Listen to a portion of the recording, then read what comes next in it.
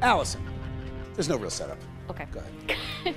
Detective Erin Egan is a pilot for New York's finest, the NYPD. All right, clear.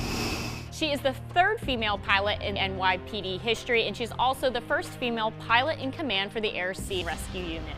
So then tell me what it's like hanging out with all the guys. Well, it's definitely interesting. I know more about men than I want to. Sometimes it's a little too much. And then she chuckles, but she says, but they're very good to me. But it's good.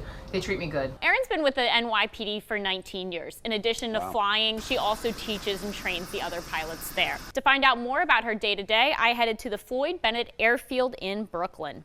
Well, I had a love for aviation, and I thought adding the excitement of the law enforcement would be a great career. So I combined the two, and it's been a great ride. Before getting into the air, the riders and I were given a safety talk. We were given a life vest, and then Erin's equipment, though, before we went up was just a little different than mine. Of course, we have our 9mm weapon. I have my Heaps bottle, which is in case we ever have to ditch in the water, to get a couple of breaths to get me out of there. So it's an oxygen bottle. Also have a knife if I need to cut myself out of a seatbelt. Prepared is an understatement. So we were off into the air.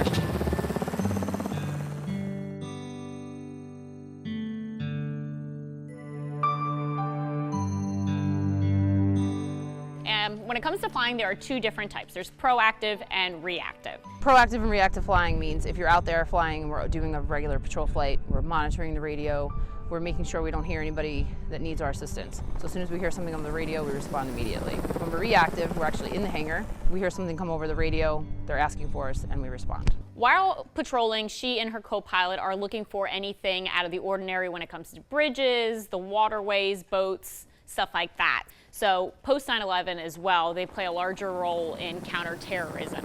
For example, pilots now actually assist with radiation sweeps, so they'll go over the top of bridges, run the couple tests, and kind of check that out. So that's done before large holidays and just at random. You just never know what you're going to get day to day. It could be chasing a perp through a backyard, saving somebody's life, or just helping out a cop on the ground. Yes, you heard her correctly, saving someone's life. The most memorable rescue that I've had was very early on in my career. I was part of an air sea rescue crew that rescued a flight instructor from an airplane that had ditched in the Hudson. The best part about it is that we still stay in contact with them, and I've been to his wedding, and we celebrate every time on the anniversary. So it's actually a good feeling to know that you really did save somebody's life. So Erin plans on retiring within the year so she can spend more time at home.